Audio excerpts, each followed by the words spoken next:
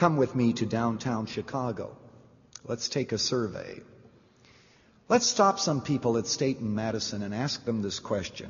What do you think Christianity stands for?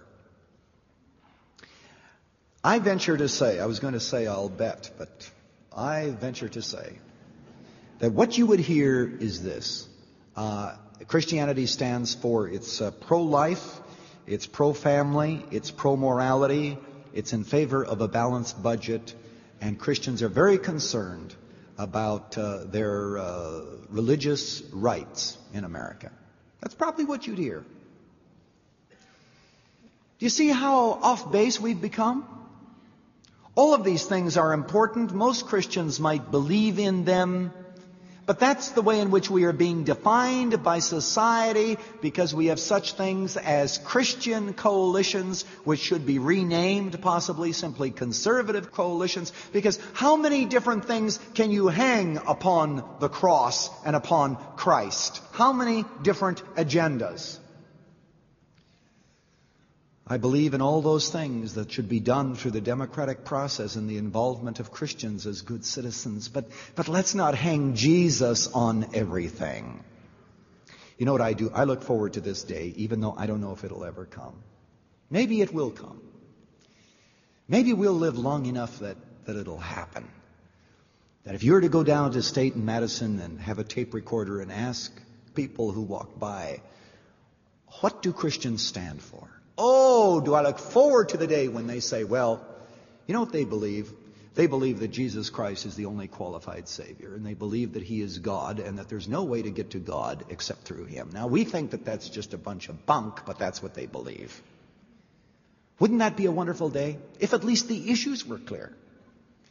If at least we were going on to talk shows and not debating whether this is right or wrong, but debating the question of whether or not Jesus Christ is a qualified Savior. That's what the people in your office and in your factory and in your bank have to know, is whether or not Christ is believable and whether or not those who receive Him are received by God. And apart from Him, there is no salvation. That's the big issue.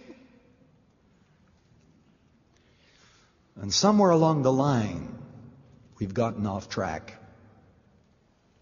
You know, of course, that if Shakespeare were to come in today, if he were to come here to the platform having been resurrected, I think we'd all stand.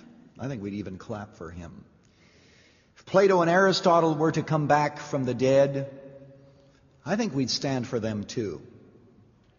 I might even stand for Krishna if that meant I got an opportunity to debate him. But I want you to know today that if Jesus Christ came, we would not stand. We would fall on our knees and we would recognize Him to be Lord God. Have you ever thought of this? How many religious leaders have hundreds and hundreds and hundreds of hymns and songs been written about?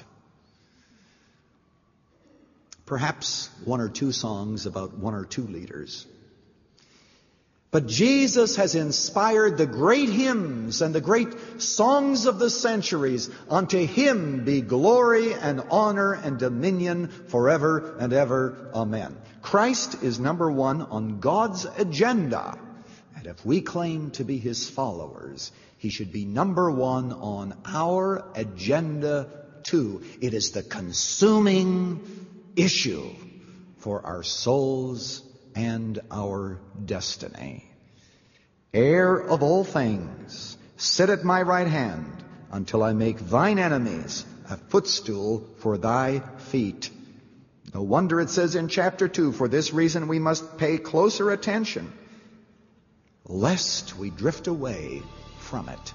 The book of Hebrews will help us to stay on track.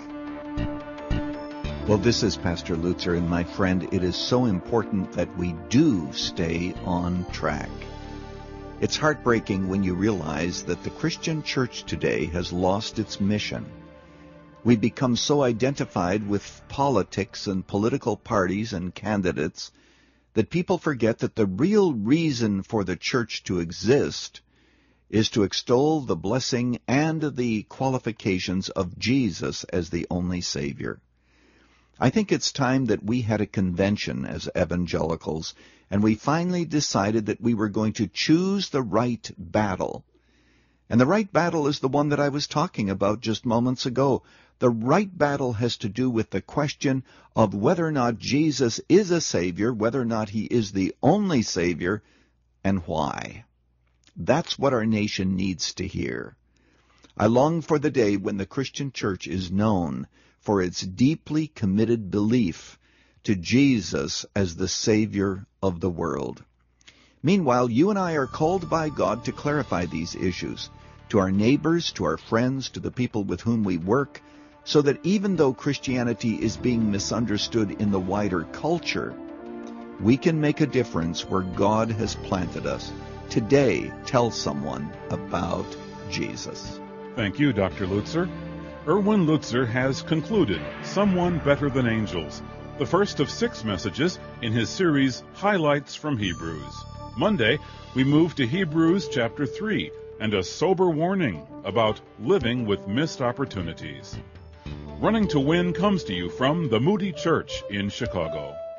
Our series from Hebrews will help you draw near to God in fully assured faith. Highlights from Hebrews can be yours on CD as our thank you when you give a gift of any amount to Running to Win. For details, call 1-800-215-5001. That's 1-800-215-5001.